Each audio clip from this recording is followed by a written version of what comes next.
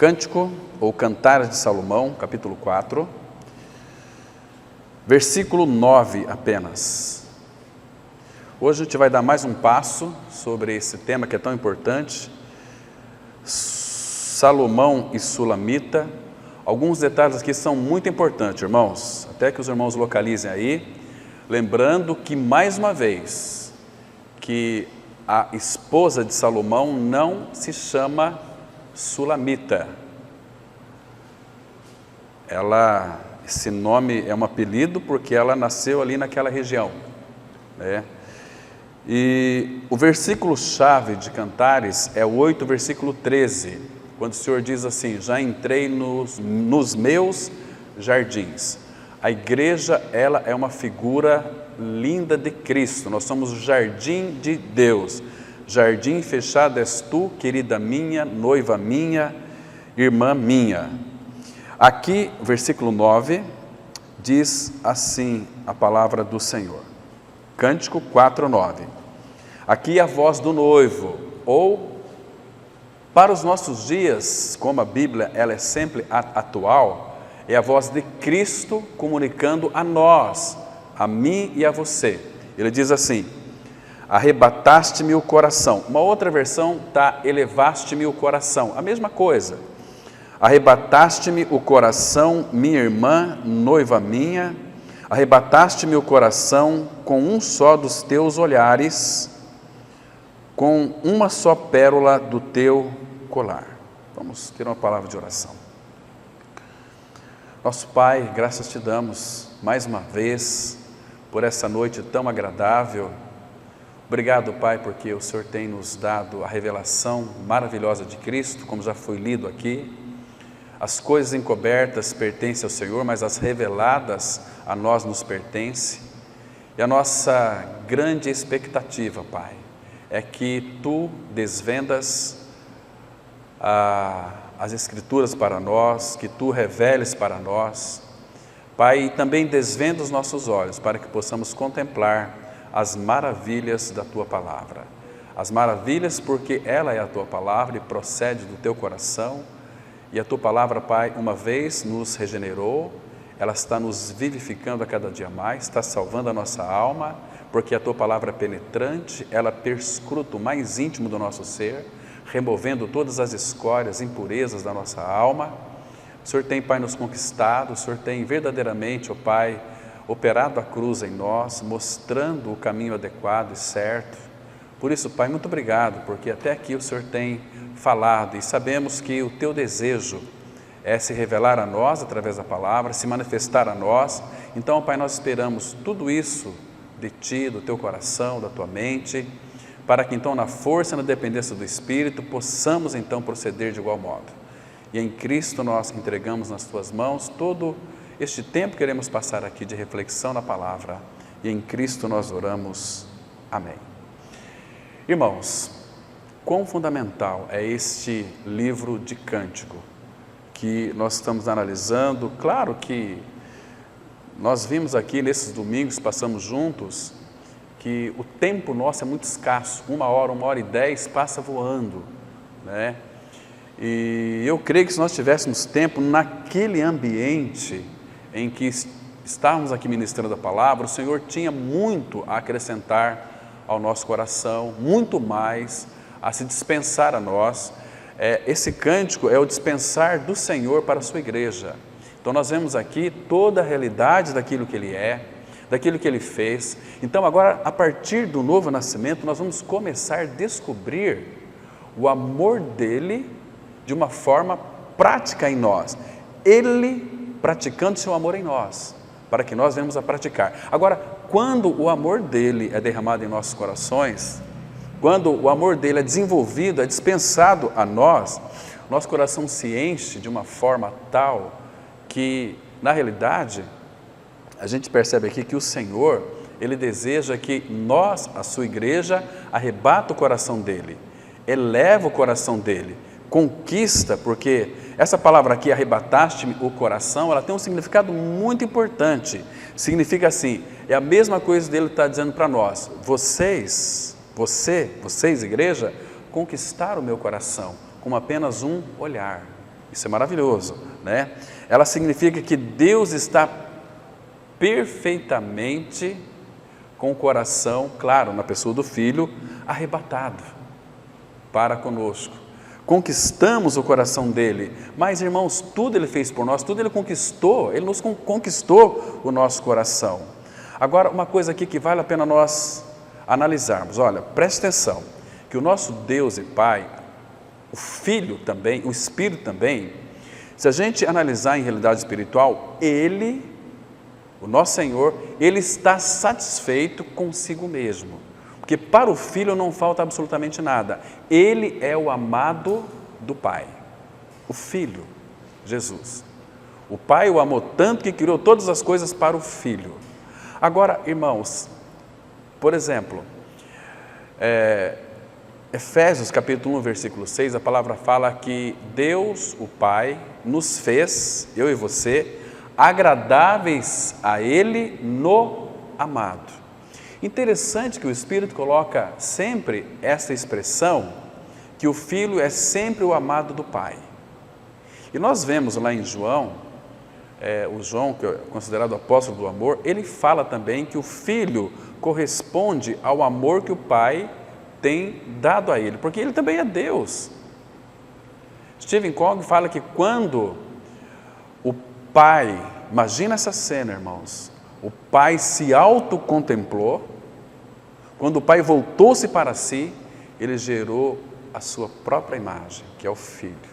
Não sabemos quando o Filho nunca foi criado, ele foi gerado na eternidade no Pai. Então, é um mistério para nós, a nossa mente não consegue contemplar, nós contemplamos, mas nós não conseguimos, em palavras humanas, ainda que somos seres espirituais, vivenciando uma experiência humana, não temos palavras que definam o que significa a imagem do Filho, porque o Filho é eterno, o Filho é infinito, o Filho, de fato, ele é soberano e ele está satisfeito consigo mesmo, o Pai. Mas o Filho é o amado do Pai. Agora, irmãos, presta atenção. Sendo o Filho amado do Pai, e todo amor do Pai, diz Romanos capítulo 8, a partir do verso 34 em diante, que ninguém pode nos separar do amor de Deus que está em Cristo, o amor de Deus que está em Cristo. Aí tem uma série de, uma listagem lá, tribulação, morte, vida, principado, potestade, nem coisa alguma nos poderá nos separar do amor de Deus que está em Cristo. Então, quem pode nos separar? Então, ele é o amado do Pai, mas o Filho, ele precisava de um receptáculo para então depositar o seu amor, para que ele não fosse apenas o Filho amado, como João escreveu em Apocalipse 1:5, aquele que nos ama. Então agora ele encontrou alguém para derramar todo o seu amor, aquele que nos ama e pelo seu sangue nos purificou dos nossos pecados. Então ele nos ama. Então é bom ser como João, você ter uma percepção de que você é um amado do Senhor e que você pertence a Ele. Ele fez tudo por nós e dele nós somos. Ele criou todas as coisas e nos fez em Cristo, então nós somos dele. Nós temos que trazer para o nosso coração que nós pertencemos a alguém, mas o Pai amou o Filho amou a igreja e nós temos que também depositar o nosso amor. Em que nós depositamos o nosso amor?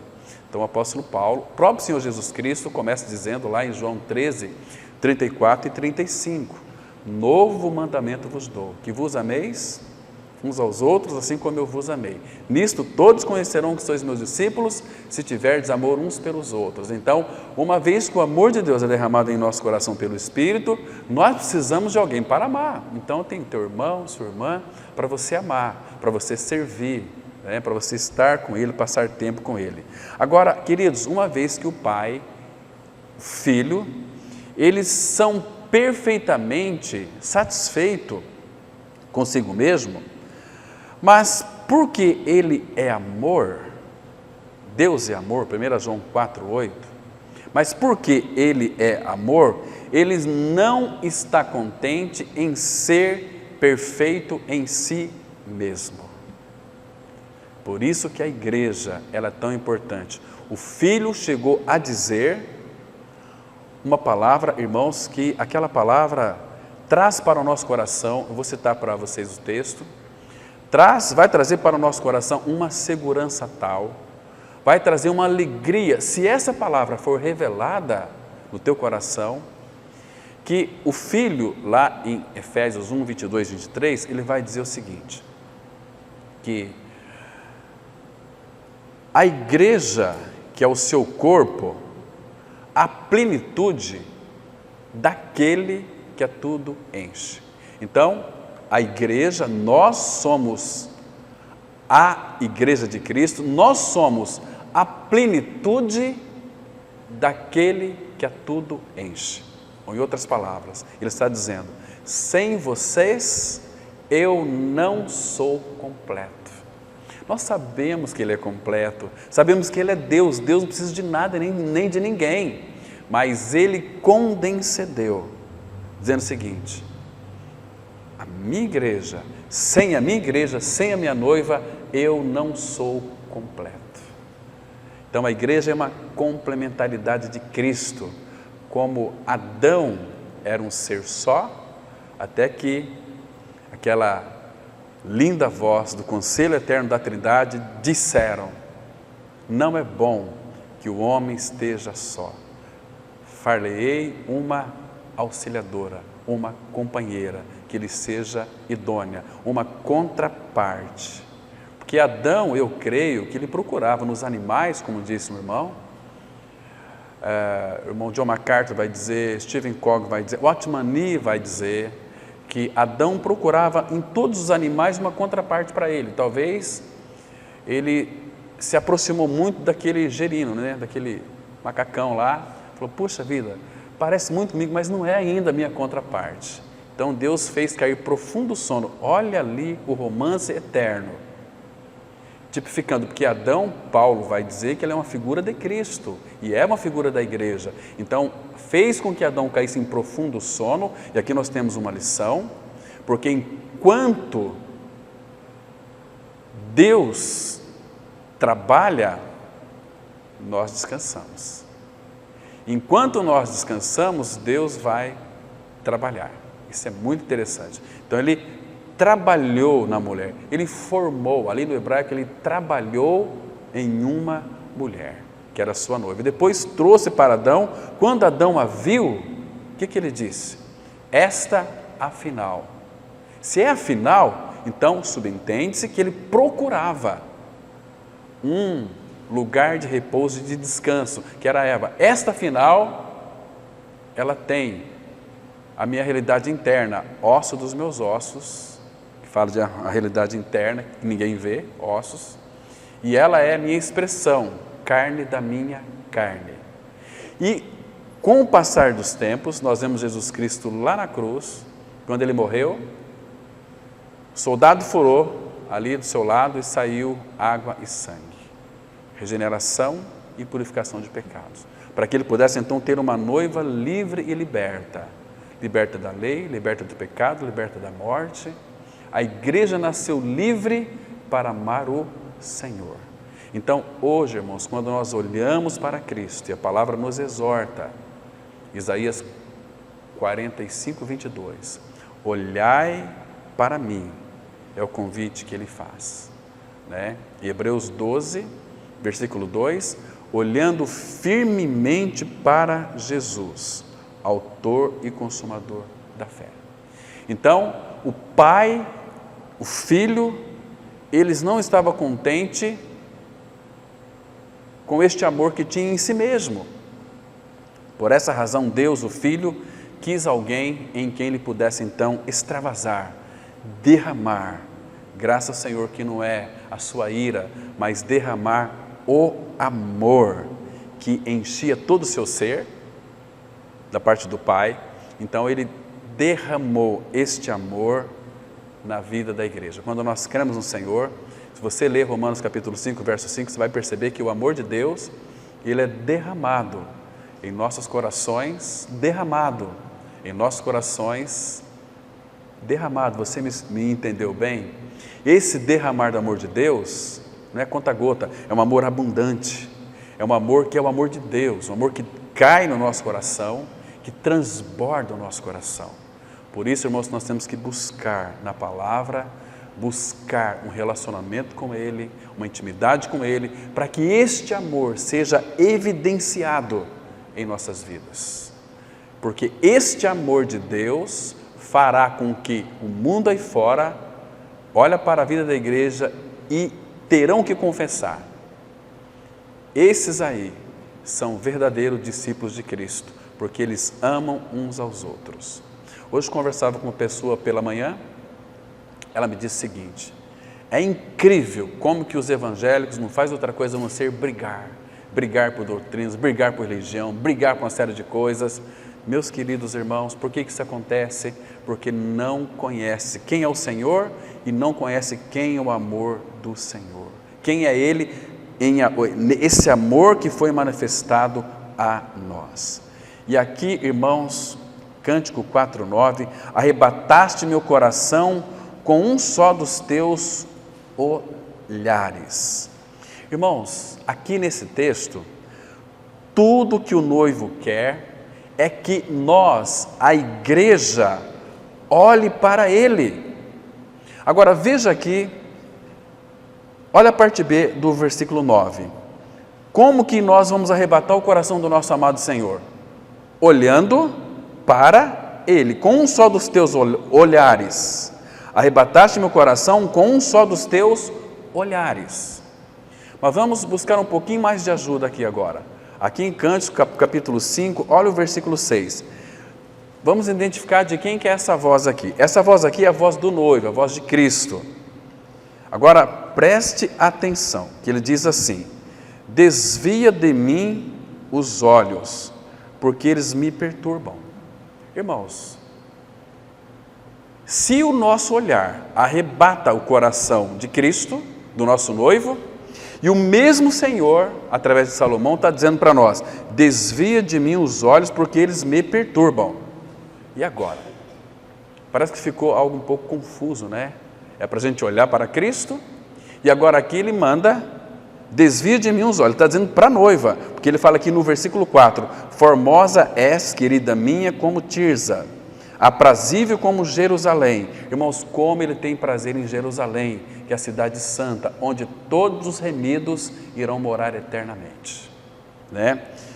Formidável como um exército com bandeiras. Desvia, dizendo para a igreja agora: desvia de mim os olhos, porque eles me perturbam. Irmãos, em que sentido ele está usando essa palavra aqui: desvia de mim os teus olhos, porque eles me perturbam? Precisamos de revelação aqui. Então, queridos, eles me perturbam, e guarde bem isto, eles me perturbam é a expressão do mais doce amor. Pesquise depois no original. Fui buscar essa palavra aqui porque é estranho. Ele vai explicar por que ela deve desviar os olhos dele. Sabe por quê? O que significa seus olhos me perturbam então?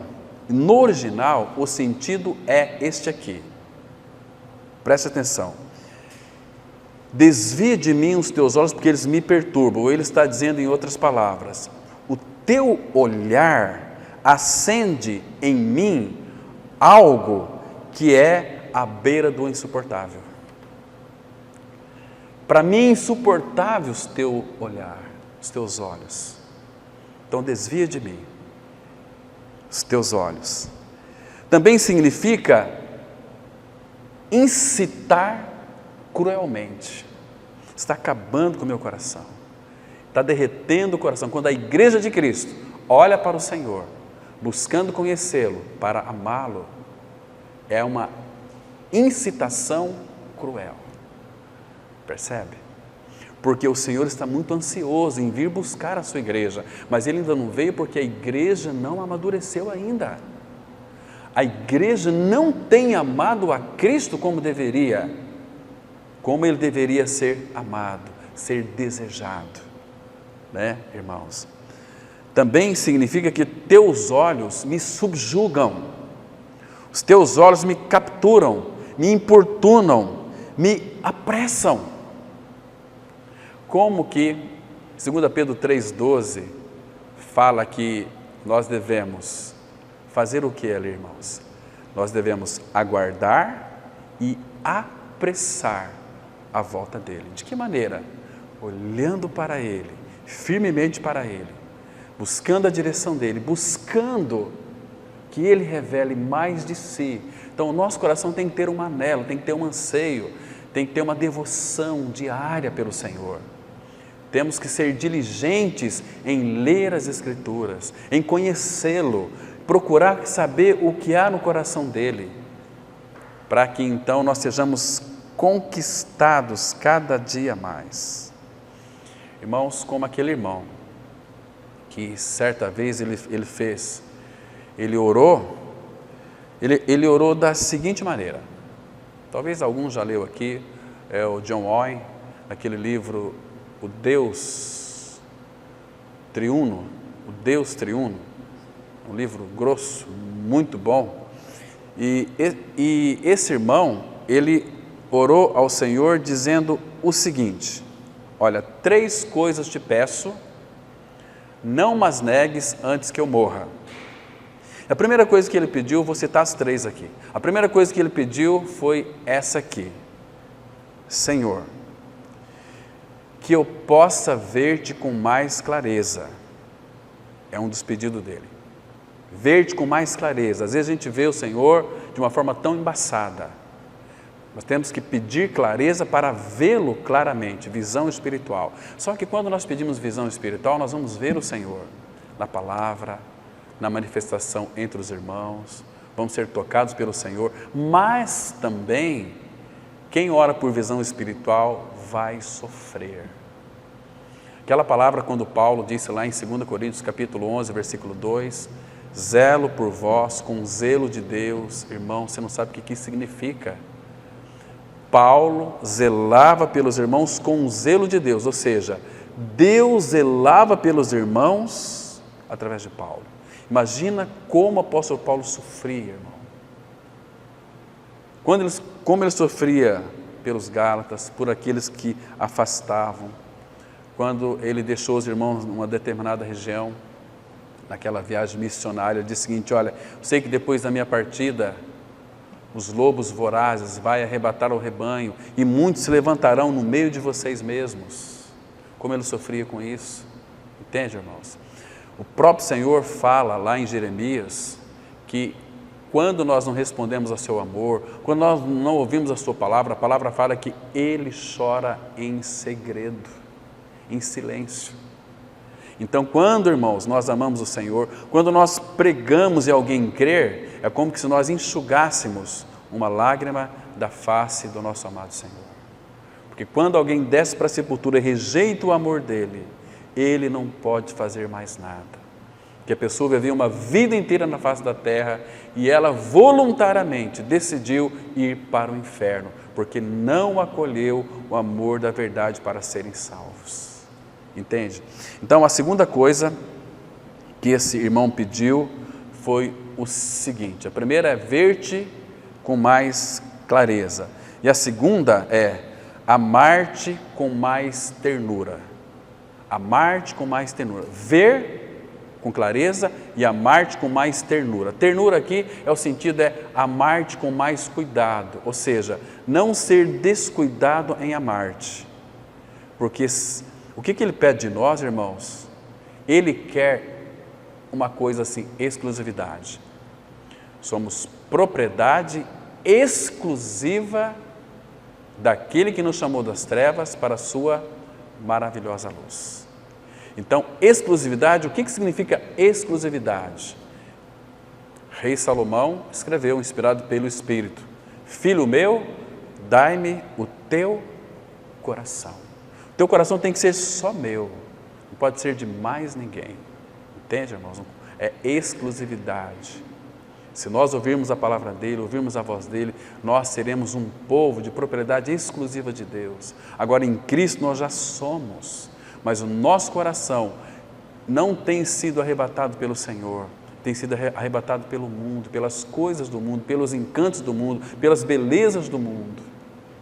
E quão difícil é nós dizer não para as belezas do mundo. Não é verdade? Sim para o nosso Senhor. Porque, irmãos, nós não vemos Ele para amá-lo, mas nós sabemos que o Senhor, Ele é muito lindo. Salmo 96, adorai o Senhor na beleza da sua santidade. Percebe? Então, a segunda oração é amar-te com mais ternura, com mais cuidado, que eu não seja alguém que se distraia. Podemos distrair da cabeça, que é Cristo. Por isso que a exortação de Hebreus 12:2, olhando firmemente para Jesus. E o nosso olhar perturba o Senhor, porque para Ele o nosso olhar acende nele algo que é quase como que insuportável para Ele, porque Ele é amor. Quando a igreja se volta para Cristo, olhando para Cristo, desejando Cristo, amando Cristo, isso é insuportável para Ele. Então Ele vai voltar para buscar a sua igreja. Percebe, irmãos? E nesse tempo, vocês podem observar que na grande maioria das assembleias que tem uma vida congregacional adequada com o Senhor, tem de alguma maneira levado os irmãos ao amor que o Senhor tem pela igreja, para que a igreja então corresponda ao seu amor, para que haja uma unidade de vínculo feita pelo Espírito, onde o amor nosso pelo Senhor é igual ao amor do Espírito pelo Senhor. Aí Apocalipse 22 vai dizer o seguinte: o Espírito e a noiva dizem vem. É um nível de amor só. Entende, irmão? Aquele amor que Ele colocou em nós é um amor que nos conquistou, e agora nós podemos devolver ao Senhor. Claro que Ele vai voltar. Não há outra maneira, irmãos, dele voltar se uma noiva não ama. Imagina só, a irmãzinha vai casar ali com o irmãozinho daqui. Se não houver amor, você acha que vai ter casamento? Claro que não. Casar por boniteza, não vai ter casamento. Mas porque um ama o outro, e o amor é doação, então pode ter casamento. Então, nós somos a noiva de Cristo. Agora uma pergunta aqui, Ele nos ama, sim, agora nós amamos o Senhor?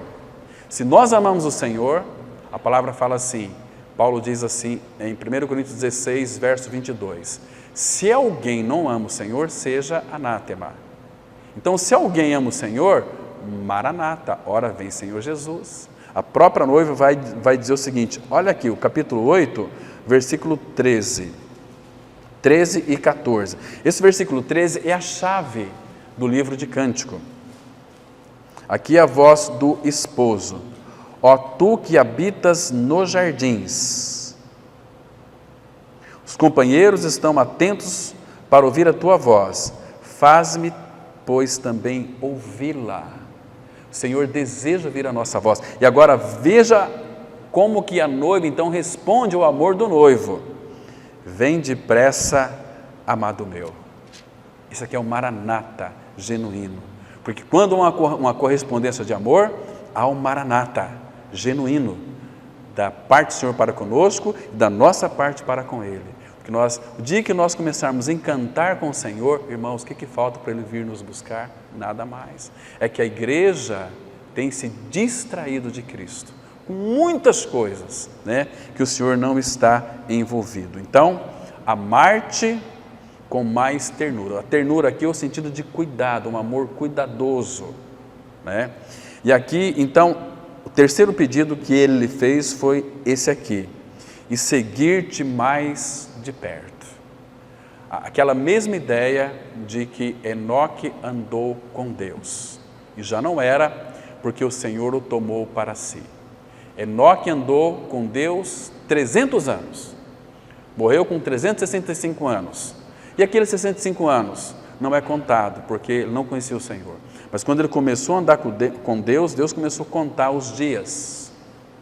Então andou 300 anos. Então o Senhor o tomou para si. Imagina, andar com o Senhor, andar, claro que nós sabemos que ele andou pela fé. Enoque andou pela fé. O Senhor o tomou para si, o arrebatou para si, ele não experimentou a morte. Aqui também dá um indício muito claro de que os maduros são aqueles vencedores que amam o Senhor. E se nós amamos o Senhor, irmãos, caminhando com Ele, nós seremos arrebatados para o Senhor. Porque Ele quer que nós o contemplemos. Porque a nossa fé não vai precisar mais dela. A nossa fé será mergulhada no amor. As profecias serão mergulhadas no amor. Lembra que Paulo fala? Permanece a fé, a esperança e o amor. Esses três, mas o maior desses é o amor. Então tudo vai mergulhar no amor. Nós podemos ver, vamos ver, irmãos, se amarmos o Senhor, ver o Senhor na sua formosura. Isaías vai dizer o seguinte, que os teus olhos verão o Senhor na sua formosura. Toda aquela realidade dele habitando em nós, nós podemos contemplar agora externamente, olhando para ele visivelmente, com o nosso corpo também glorificado. Irmãos, que maravilha que é. E o que vai acontecer ali diante do Senhor? O que tem na presença dele? Salmo 16:11. Na tua presença há plenitude de alegria, porque o reino de Deus é justiça, paz e alegria no Espírito, e à sua direita, delícias perpetuamente. Delícias perpetuamente. Então, seguir-te mais de perto, caminhar com o Senhor. O que o Senhor pede de nós? Não é que nós andemos com o nosso Deus, caminhamos com Ele, percebe? Nas pisadas do Cordeiro, bem pertinho dele, né? Isso que Ele pede de nós. Sabe o que esse irmão estava querendo dizer, irmãos, com esses três pedidos aqui? Senhor, tenha mais de mim. Tenha mais de mim. Me conquista integralmente, totalmente, a minha alma inteira, porque nós pertencemos a Ti e nós somos dele. Olha aqui em Cântico, capítulo 6, veja a voz da noiva aqui, capítulo 6, versículo 2 e 3. Querido, olha que lindo, graças ao Senhor, porque isso está escrito, nós podemos desfrutar. Irmãos, o livro do Cântico é para o nosso desfrute, não é para a gente ficar olhando, que interessante, não, para a gente entrar nessas realidades, porque a igreja, vimos aqui alguns domingos atrás, que a igreja, ela é uma figura linda desse jardim. O Senhor sempre teve um propósito de ter um jardim, é o lugar do seu prazer. Então, a esposa, ela diz assim, o meu amado desceu ao seu jardim, é o jardim do Senhor, não o nosso jardim, é dele. O meu amado desceu ao seu jardim, aos canteiros de bálsamo, para pastorear nos jardins e para colher os lírios. Se você ler, por exemplo, Oséias 4, versículos 5 e 6, você vai descobrir que o lírios é uma figura da nossa vida aqui na terra. A gente vai crescer como o lírio, a nossa vida aqui na terra. Cresce de manhã à tarde murcha, mas a nossa vida com o Senhor é como o cedro, que vai buscar águas até as profundezas da terra, tipificando uma vida profunda com o Senhor. Isso é muito lindo. Então, ele veio colher os lírios. E o versículo 3, olha a ideia de pertencimento aqui, irmão. Eu sou do meu amado e o meu amado é meu. Ele pastoreia entre os lírios. Que gostoso ter essa ideia de pertencer ao Senhor. Mas que isso não seja apenas uma ideia, tem que ser realidade. Eu sou dele e ele é meu. Eu sou do meu amado e ele tem saudade de mim. Não me importa, eu sou dele. Desde que eu sou dele, ele tem saudade de mim. Esse é o nosso amado Senhor. E outra coisa, irmãos, ele nunca vai se divorciar de nós. Tantas promessas que temos na palavra de Deus, uma muito, não é genérica, é profunda. Lá em Hebreus 13:5, ele disse assim: seja a vossa vida sem avareza, contentai-vos com as coisas que tendes, porque ele tem dito: nunca te deixarei, jamais te abandonarei. Não importa, irmãos, as circunstâncias que você vive e passa, você nunca será abandonado pelo Senhor. Esse é o nosso amado Senhor. Então, antes que nós venhamos ou podemos ser arrebatados por Ele, nós precisamos arrebatar em direção a Ele.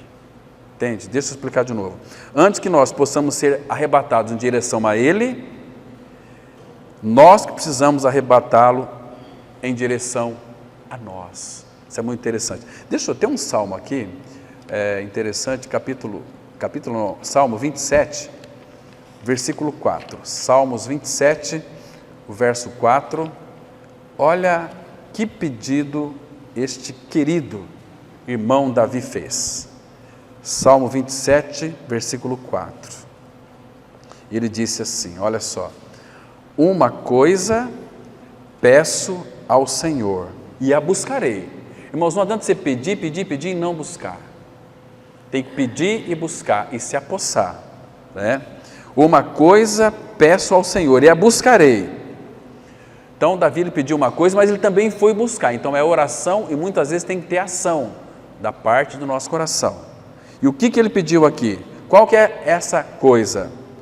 Que eu possa morar na casa do Senhor todos os dias da minha vida. Essa palavra todos os dias aqui no hebraico é uma ideia de infinito, uma ideia de eternidade. Que eu possa morar na casa do Senhor todos os dias da minha vida para contemplar, guarde essa palavra, irmão, para contemplar a beleza do Senhor e meditar no seu templo. Primeiro, são 3 coisas que o Espírito Santo aqui, é tudo que o Espírito quer: habitar, contemplar e meditar. Se isso, irmão, você prestar atenção nessas 3 palavrinhas desse versículo aqui, na oração que Davi fez, que sabedoria é essa? É tudo que o Espírito quer, que nós habitamos em Cristo, que nós habitamos, contemplamos e meditamos.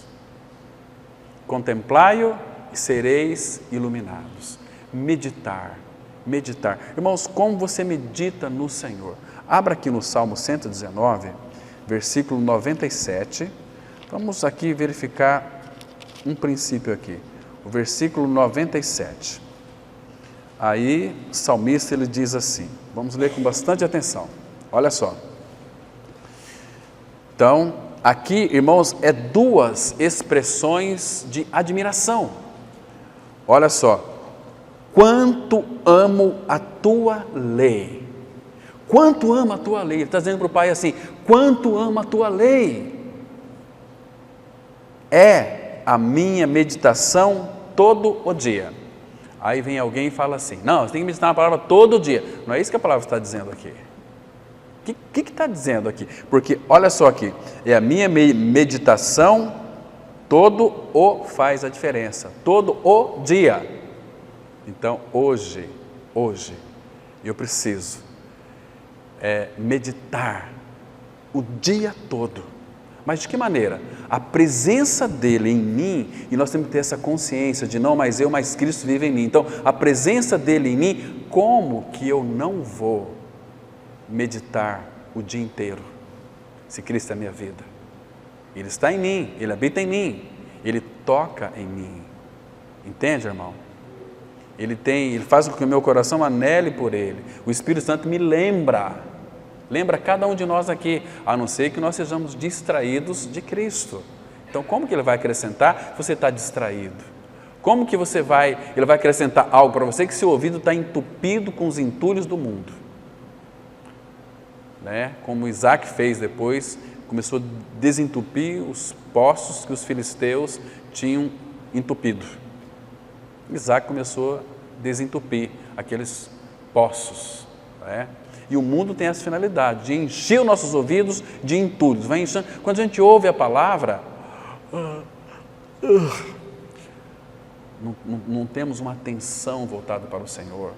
Não temos o coração conquistado, não temos filtro, tudo entra. Desde que seja Deus, não importa. É importante que se fala de Deus, eu aceito, eu creio. O inimigo vai usar Deus, vai usar a palavra de Deus para lhe enganar, né, irmão? Então, meditação todo dia. De que maneira? A presença dele em mim não permite que eu o esqueça, dele. Então, isso é muito interessante. Agora, Jesus quer ser a sua voz, quer ser a minha voz, aquela voz que vai nos guiar em todas as nossas situações, circunstâncias, em todos os nossos passos. Ele quer trazer direção pela sua voz em todas as nossas decisões, né? Porque aquela paz que de fato consola nosso coração atormentado muitas vezes, e a força onde ele pode se nutrir e colher os seus lírios, né? A força que nos mantém de pé no meio muitas vezes da tempestade. Tem um texto aqui em Isaías, vocês devem conhecer, capítulo 25, versículo 4. Irmão, que versículo precioso. Isaías 25, versículo 4. Que coisa preciosa. Diz assim a palavra, olha só que interessante. Isaías 25, versículo 4, que diz assim: porque foste a fortaleza do pobre e a fortaleza do necessitado na sua angústia. Irmão, que gostoso. Esse pobre aqui não é aquele pobre que não tem benefício financeiro, pobre de espírito. É esse pobre aqui que teme e treme da palavra do Senhor. É para esse que ele vai olhar. Entende, irmão? Porque foste a fortaleza do pobre e a fortaleza do necessitado na sua angústia, refúgio contra a tempestade e sombra contra o calor. Porque dos tiranos, o bufo, essa palavra bufo aqui significa sopro opressor, porque o bufo é como a tempestade contra o muro. Está vendo aqui, irmão? Mas ele vai ser, olha só, refúgio contra a tempestade, sombra contra o calor. De que maneira? Ele vai nos acolher debaixo das suas asas. Sempre foi assim. O povo de Israel, quando caminhava, tinha nuvem, né? Para que eles não ficassem lá todos moreninhos, ou aquele calor do sol. A nuvem seguia, acompanhava, e à noite aquele fogo para clarear o caminho. Então Deus nunca abandonou o seu povo, mesmo que seu povo era um povo incrédulo, mesmo que seu povo virava as costas para Ele, mesmo que seu povo era duro e tardo para compreender a palavra do Senhor, Ele nunca abandonou o seu povo, porque é o amor amando. Nós temos que conhecer o amor de Deus experimental, porque o dia em que nós conhecermos o quanto somos amados pelo Senhor, nós vamos usufruir de um descanso tão maravilhoso, tão grande, imperturbável, né, irmãos? Então, queridos, lá em Cântico 6, versículo 2 e 3, a palavra fala que ele já desceu ali no seu jardim, diz a noiva. Este jardim, irmão, é um lugar perfumado. Eu penso que é, porque eu vou citar um texto aqui que vai mostrar exatamente isso. Ele já, meu amado, já desceu no seu jardim. Irmãos, e o jardim do Senhor é um jardim pleno e completo, é um jardim muito perfumado, né? É um jardim para ter ali o romance, Cristo é a sua noiva, Cristo a sua igreja, onde Ele pode nutrir e colher os seus lírios. Agora você se lembra de 2 Coríntios 2,15? Porque nós somos para com Deus o bom perfume de Cristo, tanto naqueles que se perdem, como naqueles que são salvos. Por que nós somos o bom perfume de Deus? Por quê? Porque nós pertencemos ao jardim do Senhor. Ele já desceu no seu jardim. É o aroma de Cristo em nós. Toda a realidade do Antigo Testamento, aqueles aromatas que faziam, especiarias, está nessa pessoa e Cristo está dentro de nós, habitando em nós, e quando Ele se expressa em nós, exala um cheiro maravilhoso, tanto naqueles que se perdem, como naqueles que são salvos. É o cheiro de Cristo. Que cheiro agradável ao nosso Senhor. Irmãos, não é gostoso quando se abraça alguém, tem um cheirinho gostoso? Eu gosto muito de perfume. O perfume, diz a Bíblia, ele alegra o coração. É gostoso, é envolvente, ele envolve de tal maneira, né, que o nosso coração fica arrebatado. Né? Mas assim é o nosso Senhor para conosco. Então, queridos, nós somos o bom perfume de Cristo. Que coisa mais linda que é. Então, ninguém neste mundo pode levar o que quer que seja ao coração de Cristo, senão os seus. João 3,1 fala que aquele que amou os seus, amou-os até o fim. Então, irmãos, agora um detalhe importante. Isso é para a gente não se orgulhar espiritualmente, né? Mas porque Ele é a nossa vida, Ele fez tudo por nós. Em nós, guarde bem isso aqui. Vou falando com muita convicção e também quero apresentar o texto. Em nós habita todas as delícias do Pai. A palavra fala lá em Sofonias 3,17 que Ele se delicia em ti com alegria, né? Então em nós estão todas as suas delícias, e só em nós Cristo encontra um canteiro perfumado. Vamos dar uma olhada aqui, irmãos, em Provérbios, capítulo 8, versículo 30 e 31. Aqui você vai descobrir que em nós estão todas as suas delícias, porque aqui no versículo 30 vai mostrar que o Filho, Ele é o amado do Pai, o Pai encontra suas delícias no Filho, né? Porque a voz aqui é a voz da sabedoria personificada, a voz do Filho. Então aqui, versículo 30 e 31, entenda, irmão, por favor, não se esqueça disso, que é o próprio Cristo dizendo. Ele diz o seguinte, aqui no verso 29, que ele estava ali compondo todos os fundamentos da terra, e aí Jesus diz assim no verso 30, então eu estava com Ele, com o Pai, e era o seu arquiteto. Seu arquiteto em que sentido? Que todas as coisas foram feitas por Ele. E sem Ele, nada do que foi feito se fez. E aí ele continua, dia após dia eu era as suas delícias. O Filho, dia a dia, era as delícias do Pai, né? Folgando perante Ele em todo o tempo. Em todo o tempo era uma comunhão tão entrelaçada, que é uma comunhão assim que não dá para dissolver. E agora, olha a voz do Filho encontrando as suas delícias em nós. Ele diz assim, regozijando-me no seu mundo habitável. Agora veja onde o Filho, Jesus Cristo, achou as suas delícias. E achando as minhas delícias com os filhos dos homens.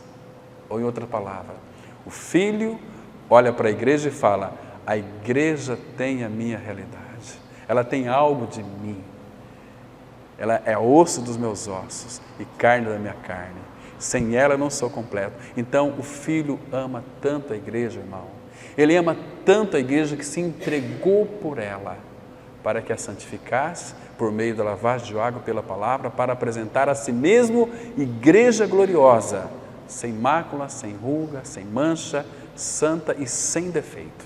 Isso é lindo demais para o nosso coração. Agora, aí em Cântico, capítulo 7, versículo 6, temos aqui uma declaração importante, né? 7, versículo 6, do noivo, dizendo a respeito da sua noiva, que ela é muito aprazível. Veja aqui, olha que precioso é isso aqui, irmão. 7, versículo 6 de Cântico. Quão formosa e quão aprazível és, ó amor em delícias. como o Senhor desfruta da sua noiva, da sua igreja. Irmão, será que nós, como noivo de Cristo, temos respondido ao amor dele? Será que nós temos devolvido, contemplado, buscado um relacionamento íntimo com ele? Queridos irmãos, mas eu quero concluir dizendo algumas coisas aqui para a gente estar finalizando. O jardim do Senhor, guarde bem isso, ele é composto de todos os seus amados, ou em outras palavras, de todos aqueles que ele redimiu, de todos aqueles que creram que morreu e ressuscitou com Cristo.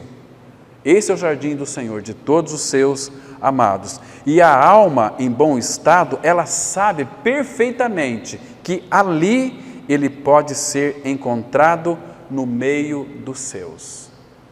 Como que, irmãos, nós vamos encontrar o nosso amado? Como? Abra aqui em Cântico que nós vamos encerrar com esse texto. Aqui é a voz dele. Mas eu não sei, vocês falam tanto desse amado, como que eu posso encontrá-lo? Eu quero encontrar ele. Então ele diz assim, Cântico 1, versículo 8. Se tu não o sabes, ó mais formosa entre as mulheres, sai-te pelas pisadas do rebanho. Irmãos, onde nós vamos encontrar o nosso amado? Na igreja, no seu jardim, nas pisadas dos seus cordeirinhos. É ali na frente que vamos encontrar ele. Se os cordeiros estão naquele caminho, o caminho da cruz, que vai até ele, então sai pelas pisadas do rebanho, sai pelas pisadas do cordeiro. Você vê a importância da igreja, irmão? Como a igreja é importante, como a igreja ela é maravilhosa. Claro, porque o Senhor maravilhoso habita dentro de nós. Então, ele fez tudo por nós, irmãos. Ele só quer que nós venhamos a amá-lo, a desejá-lo, a anelar por ele, viver uma vida de santidade a seus pés, buscando, tendo prazer nele, prazer na sua palavra. Isso vai refletir na vida da igreja, o corpo de Cristo, vai refletir entre nós, os irmãos. Amém? Vamos orar. Maravilhoso Pai, graças te damos mais uma vez, Senhor, pelo tempo que o Senhor nos deu para ficarmos juntos, louvando, engrandecendo o teu nome, ouvindo a tua palavra e desfrutando da comunhão dos irmãos. Pai, que a tua palavra que foi ministrada nessa oportunidade, o teu Espírito a revele e a interprete para nós. Não permita, Pai, que ela seja tirada do nosso coração por Satanás, mas, Pai, oramos para que tu firme os nossos passos nessas verdades, para que não se apodere de nós iniquidade alguma, para que nós não venhamos a nos distrair do nosso amado, do cabeça que é Cristo. Oh, Pai, muito obrigado por esse tempo. Agora frutifica a tua palavra. Em nome de Cristo nós oramos. Amém.